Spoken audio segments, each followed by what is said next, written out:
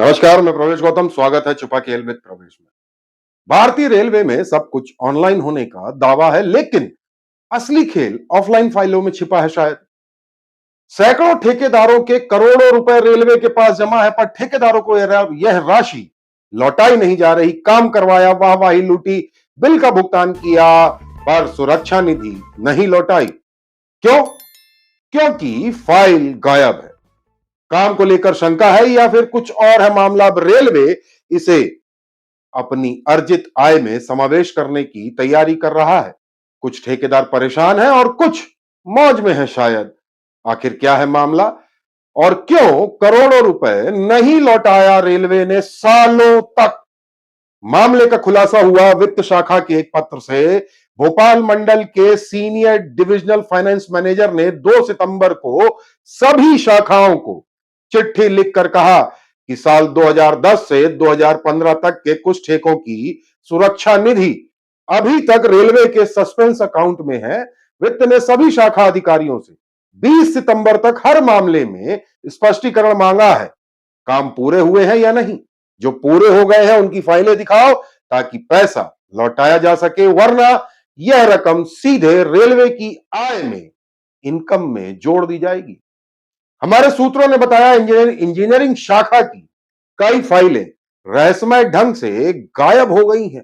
वित्त विभाग भुगतान करने के लिए सबूत यानी पूरी फाइल मांगता है, लेकिन इंजीनियरिंग वाले सिर्फ एक पत्र ठोक कर कहते हैं कि काम पूरा हो गया है, राशि लौटा दी जाए। लेकिन नियमानुसार फाइल जिसमें एमबी बुक, टेस्ट रिपोर्ट आदि संपूर्ण जानकारी रहती है, इसको बिना देखे, बिना वेरीफाई किए फाइनेंस भुगतान नहीं कर सकता। तो सवाल उठता है, इंजीनियरिंग की फाइलें कई कहां?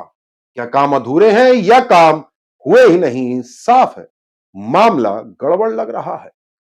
और भी हैरानी की बात है, कुछ ठेकेदार तो खामोश ही हैं। हालांकि कुछ ने अपने पैसों की मांग जरूर की है, लेकिन सुनवाई नहीं हुई।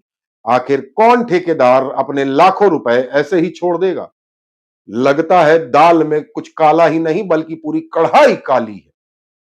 वित्त शाखा के पत्र अनुसार साल 2010 के 4, 2011 के 6, 2012 के 9, 2013 के 12 और 2014 के 93 कार्यों की सुरक्षा निधि फंसी हुई है। यह रकम करीब 3 करोड़ 75 लाख के आसपास है। अगर ब्याज जोड़ दे 10 साल का तो 7 करोड़ से भी ज्यादा की राशि हो जाती है। सोचिए, 10 साल से ज्यादा होगा, पैसा आज तक वापस नहीं किया।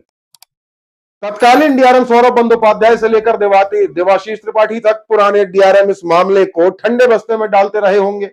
अब नए डीआरएम पंकज त्यागी के सामने वही चुनौती है। सवाल बड़ यह है, क्या वो इस गड़बड़ी को उजागर करेंगे या फिर बाकी की तरह चुप्पी साध लेंगे?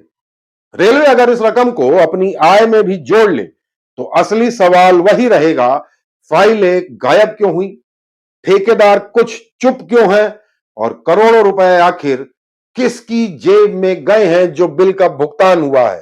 क्योंकि यदि काम ईमानदारी से हुआ है तो फाइल देने में दिक्कत क्या है, और यदि काम में गड़बड़ है तो शायद फाइल गायब की जा सकती है। मामला गंभीर है, जांच का विषय भी है। मुझे लगता है विजिलेंस को इस पर स्वतः संज्ञान लेना चाहिए। बहरहाल हमारी शुभकामनाएं हैं उन ठेकेदारों को जिनके पैसे वापस आ रहे हों या मिल जाए, और जिनके डूब गए उनको भी शुभकामनाएं। शायद वो यही चाहते हो कि डूब जाए, जांच ही ना हो काम हुआ है कि नहीं। हमारा प्रयास कैसा लगा जरूर बताइएगा। चैनल को लाइक, शेयर, सब्सक्राइब करना बिल्कुल ना भूलिए। देखते रहिएगा छुपा खेल विद प्रवेश।